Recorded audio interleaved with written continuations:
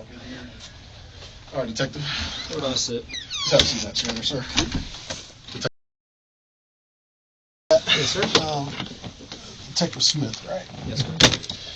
Let's take Ben's popped apart a couple times on me. So you know what we do over here in this unit. Basically, our role is to investigate any criminal acts by employees that are assigned to the sheriff's office, also city employees. That's kind of our main role. I've got an investigation that's come up in the last few weeks involving the gang unit, which you're currently assigned to, is my understanding. Is that correct? That's correct. In summary, there's been a couple articles. I don't know if you've seen these or heard about them, but there's been some articles in the paper, news channels that put out this information about the gang unit.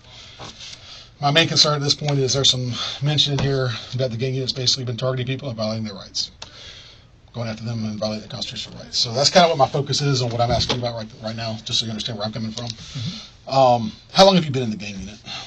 Since about April of this year. 22 until present.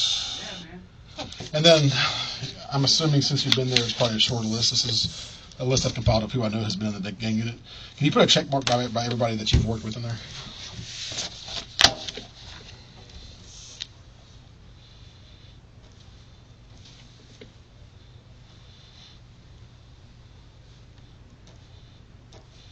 And as far as detectives go, is there anybody additional that you can think of that's not there on the list that I missed? Okay.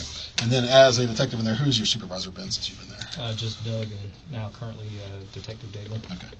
No other sergeants, though? Just Hal? Yes, sir. Okay. So here's a series of questions I have kind of in reference to what I mentioned earlier. Did you ever witness, participate in, or hear of any actions of any members of the gang unit that would have violated anybody's personal constitutional rights while you've been there? No.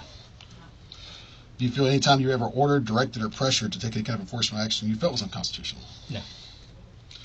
Was there ever any order or kind of unwritten law in the unit to target a particular group of individuals based on anything other than the potential gang affiliations? No. Okay. That kind of summarizes my questions here. Is there anything else about that you think would help me in my investigation? Not at all. All right, I appreciate it. Thanks for coming down.